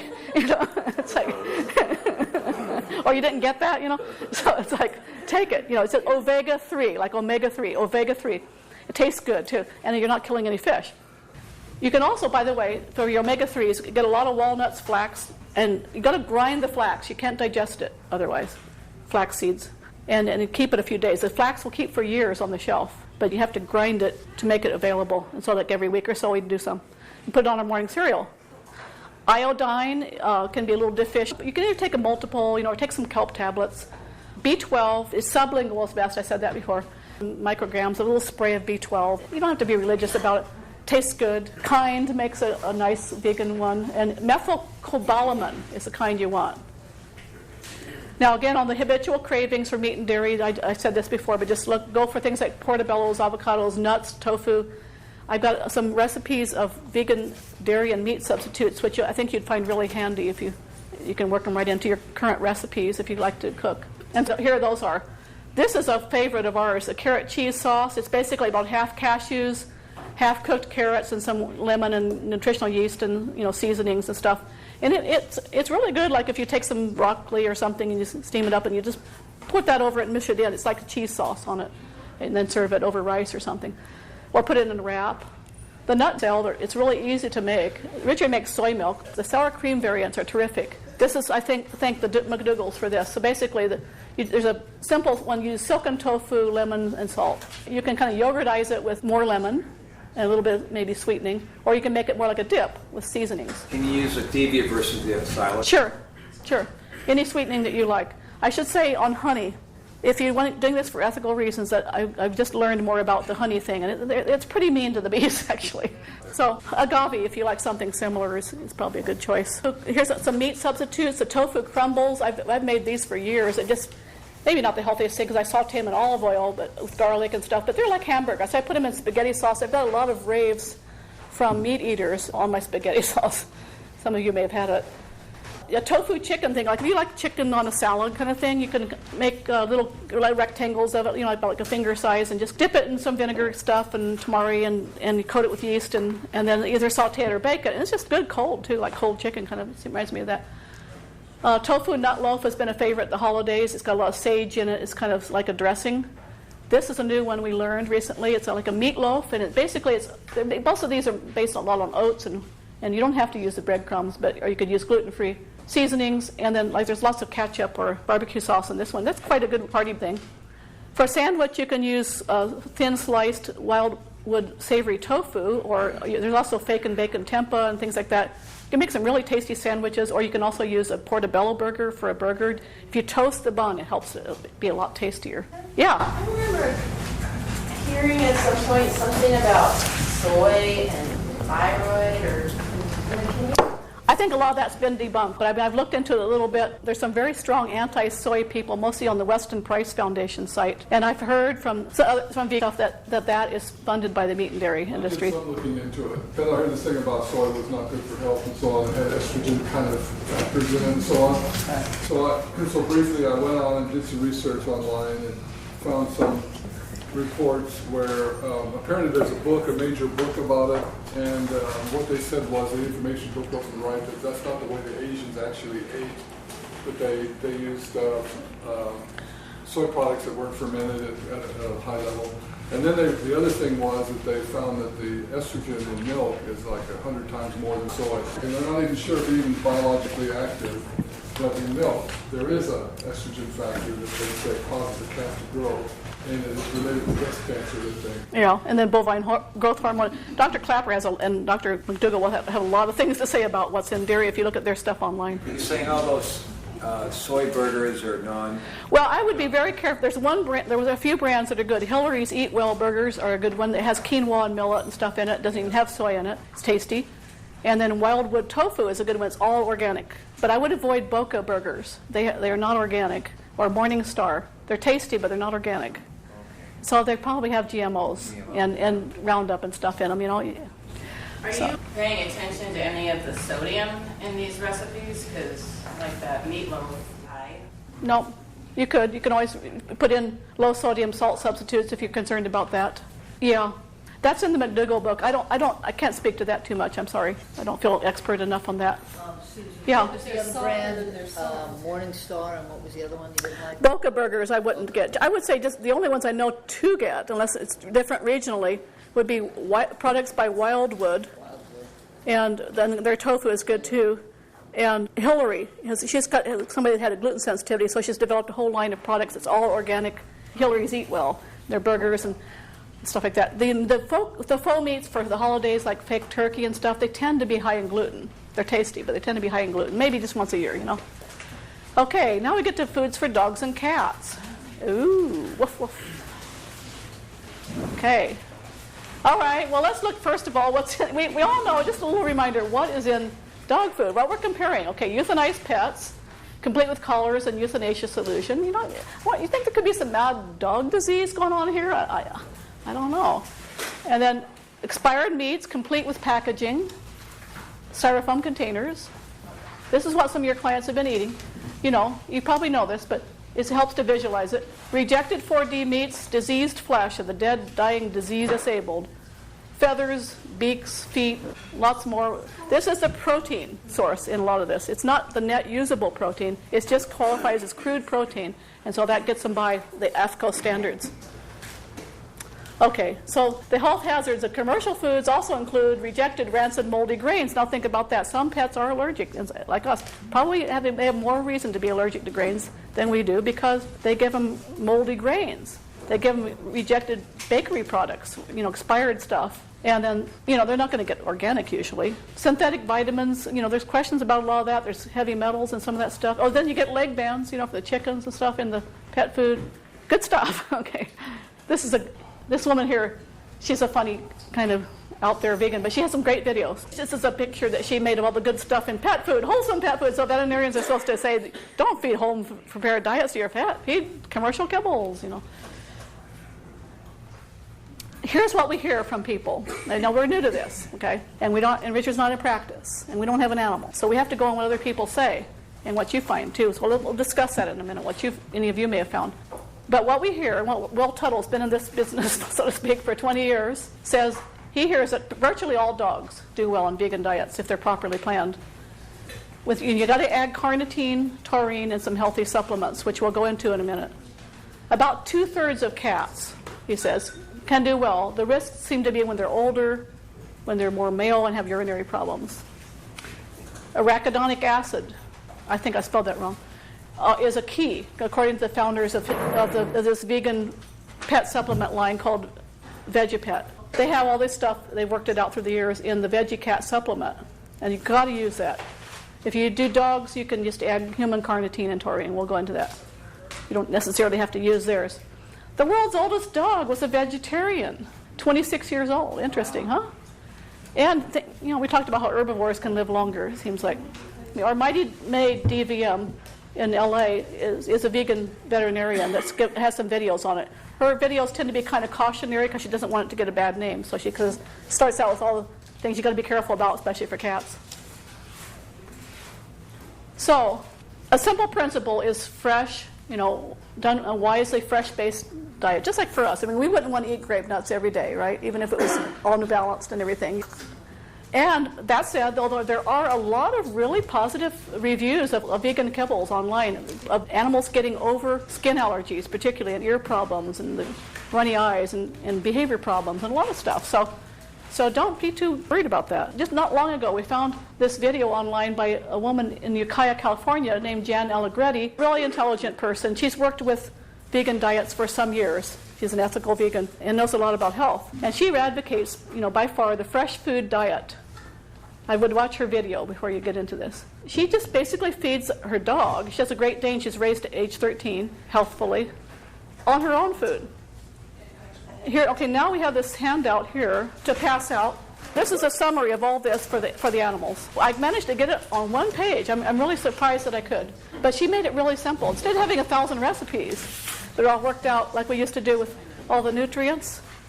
I'm trusting her on this somewhat because somebody who raises a Great Dane to age 13, she's done her homework. So basically, this is what the program is. And you do higher amounts for cats, like 30 to 60% kind of proteiny foods. She says well cooked till they're mushy. Beans or lentils, like red lentils are particularly good. They get real mushy. Or tofu if you're in a hurry. Tempeh, nut butters, split peas. You can just share your own meals. Split peas are good. So increase the protein proportion for cats and mothers and young and so on. Okay. And then about 30 to 60% whole grains and starchy foods like cooked or raw oats, well-cooked brown rice, quinoa, barley, potatoes, winter squash, polenta, whole grain bread. We collaborated with her on all this. So she approved all this, as did the founders of VeggiePet, who've been at it for 25 years. Now, for her dog, at least, she does 10 to 30% vegetables and fruits. The VeggiePet people say they don't think cats really need that. I leave that to you. Some cats really do love cucumbers and cantaloupe and stuff, and then they'll attack them. We even read a story in this vegetarian pet food book about a lion that chose vegan food over meat when it was offered to it. A lion. Interesting, huh? That's in the book Vegetarian, Dogs and Cats Go Vegetarian. I think talk to me later about it. It's kind of gone through some different editions and it has different titles, but by James Peden, P-E-D-E-N. Okay, so the vegetables and fruits. So her dog, her Great Dane here, just loves, like all kinds of raw stuff. And she's herself been eating more and more raw kale, carrot, maybe lightly steamed raw carrots, raw broccoli, raw cauliflower. He eats all that, apples, tomatoes, loves strawberries, citrus, cucumber, all this, whatever she's eating. But just you got to avoid onions, grapes, raisins, or chocolate, since they don't do well with those. Okay, fats. She adds 1 to 3 teaspoons, depending on the size, a day of flax, olive, coconut, or hemp oil, or ground flax seeds. Or you could use Veggie Pet's green mush, which has a lot of vegan DHA in it. Now, she says this is essential amino acids. These are the ones for dogs. She adds carnitine and taurine. She just adjusts the label amount proportionate to its size, compared to the human label. She just uses human products. For cats, she would always say use Veggie Pet because they've got a number of things in there. Cats are truly full carnivores, or you risk the serious problems. So then she says, she uses human grade vitamin mineral supplement. She says you don't have to put all this calcium in there like you did, when you have a lot of meat, because the phosphorus calcium ratio is okay. And if she's got a big dog with good bones, I think that says something. So, and she's seen lots and lots of dogs do well on this. Okay, so she adds just a variety of stuff. I would suggest New Chapter as a brand that has it's food based, it's organic, and it's vegan. And it's not real high levels, of vitamins that are imbalancing. It's just like maybe 6 to 10 milligrams of the B vitamins. Susan, they were bought by somebody. Yeah. Oh, were they? Not as good as they were. Okay. I quit using them. Oh, yeah. There's another one called Mega Food that is taking their place. Yeah, that's another one. I'm not sure it's vegan. I'm not sure it's vegan. I didn't know that. A lot of these are getting taken over. Yeah. So Mega Foods, but it's still probably better than a lot of them. She suggests using a variety of probiotics, like we talked about for humans. She'll throw in some spirulina, which has a lot of the DHA and the blue-green algae, nutritional yeast, wheat germ, alfalfa, organic lecithin, and so on. She just kind of throws a lot of things in as she eats them. It's not like religious, like X amount per day. And then if stuff's come in through the stool and there's undigested pieces, she has them sprinkle Veggie Pet's Prozyme Plus, they're sold by Veggie Pet, Prozyme Plus on before serving. We have some here if anybody wants to, that's open if anybody wants some on their food, by the way. It really helps some animals, she says it, and then Veggie Pet people thought that was important too. But their digestion often does improve as their bodies adapt, and we know now that dogs are not the same thing as wolves. Really, they have developed amylase to digest greens. Richard, you have looked into that a bit. Yeah, I looked into that too. You hear that statement that, wolves and dogs don't have amylase in their saliva, which is true. Very little. They do actually have some. It's not very much. But what's not said is that they have it throughout their intestinal tract. So it's not like they're devoid of it. And the most interesting thing is, related to that, is the article came out in Nature Journal a few months, or maybe a month or so ago. Did any of you hear about that? Nature is a very respected journal. If you don't know that one, it's like as a scientific journal, it's up there with Science Journal and so on. Well, these scientists did a sequence of the domestic dog genome and found that as a result of domestication that they've activated several genes that enable them to digest starch very efficiently. Yeah, it's interesting, isn't it? Genes that were not active in the wolf. And there are a lot of stories. There are a lot of stories online of animals that seem to prefer these kind of foods to when they're offered meat or something.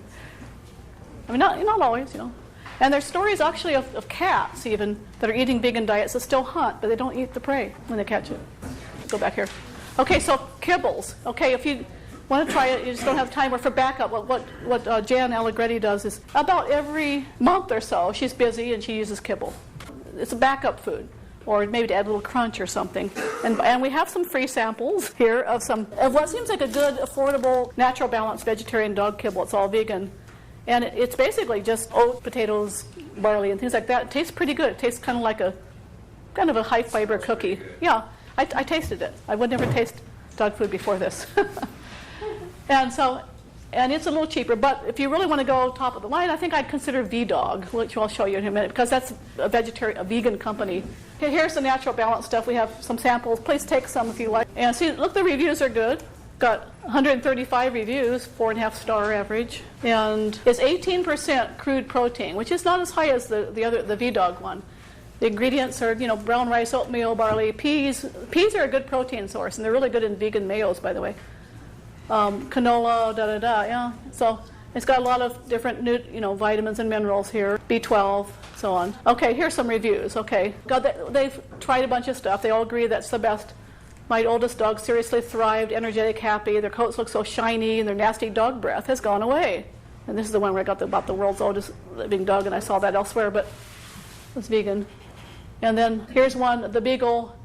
He would often vomit after eating when he ate an Omni diet and have digestive issues, and even the high-end food with meat in it. Okay, his weight has easier to manage, nicer coat, better smelling breath. His vet visits have been great. I totally recommend this brand. So here's another one talking about allergies. 5-star, found at Petco. Ever since he went to it, he's been basically allergy-free, like a whole different dog. Clear eyes, clear skin, lost a bunch of weight, runs around with his brother like they were puppies again, doesn't smell, hasn't needed to go back to the vet for his ears. My doggy loves his food, and I love that he's finally healthy. So that's just Boxer, had a lot of yeast infections, stinky dog problems, and so on, big ear washing, 5 stars. This is the V-Dog, and this is what Will Tuttle thought was the best one. And it's got fewer reviews, only 25, but they've probably not used it much. See, it's more expensive. It's $2.65 a pound. And if you got it, that's including the shipping on Amazon, but you can get it directly from them for less, like $2 a pound if you get it directly from their website, vdog.com. And I think it's in some retail stores, but they've had some trouble. Okay, it starts with dried peas, brown rice, so it's higher in peas. Pea protein concentrate, oil, oats, lentils, canola oil again. They don't really say that that's organic either. Quinoa, millet. Well, you can make your own too, but apparently dogs are doing well on it. See, this has like 24% protein in it. I don't know if we saw that part yet, but that's coming next. And they really avoid gluten and all that, so they're careful about. It says no corn, no wheat, no soy. They do seem to have the canola, and they have some superfoods in there like blueberries and stuff. Okay, we're proud of every ingredient. Okay, here they are, if you want to photograph that. Okay, some reviews of V-Dog. I was actually very against my dog going vegan at first. Had her on an all-meat, grain-free diet. Interesting. But this stuff is really amazing. Like, this is a Chihuahua. Had the gunk under the eyes. The best vet in the area. Said it was seasonal allergies. Put her on daily meds and so on. Ran out of expensive dog food. Just happened to get it. Has totally cleared up her eyes and made her coat amazingly shiny. I never write reviews, but this stuff is awesome. I'm very health conscious. Before V-Dog, I couldn't find any dog food up to my standards. I had to make my own. And she was worried at first. I was worried they wouldn't eat it normally because they get home food, cooked food like rice and lentils. Boy, was I wrong. They were so excited.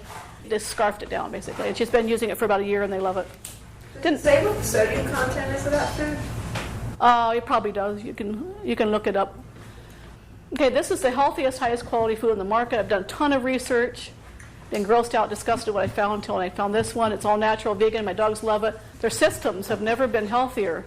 They have a lot of energy and shiny coats, fast shipping, and so on. Here's another one with chronic ear infections, skin irritations, always itchy, could not digest anything. Our 10th food try. Vet told me to buy this one. He suffers no more from these ailments listed above. I just want to hug the person that made a vegan kibble available. Thank you with all our hearts. Okay, now I started running out of time at this point. This is like this morning. My God. And I was looking, God, there must be some other vegan cat foods, but the main ones I'm finding are Evolution and Ami. And Ami is from Italy.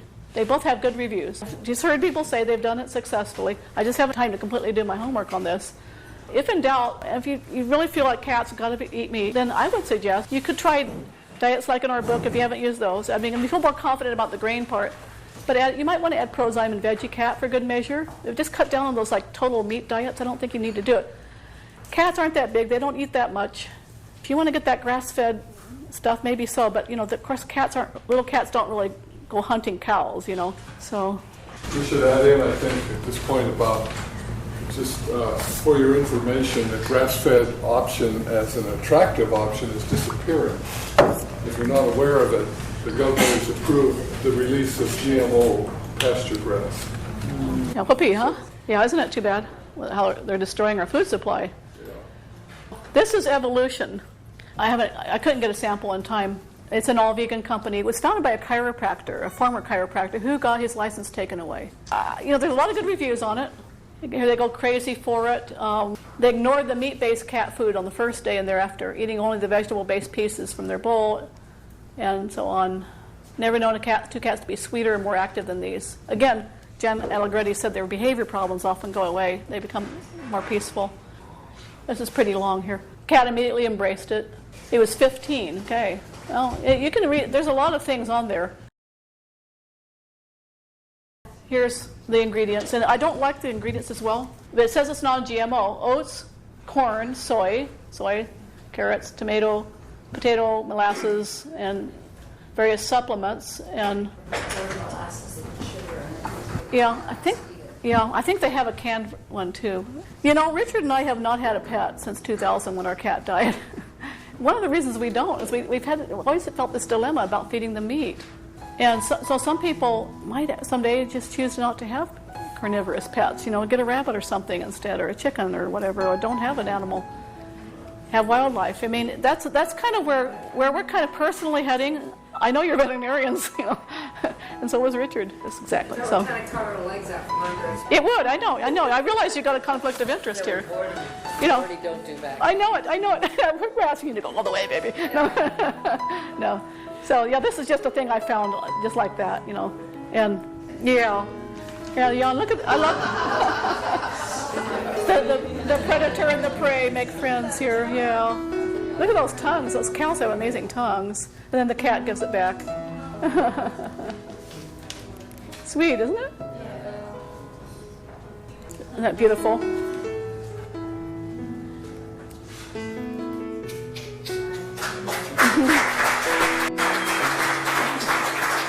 You're welcome.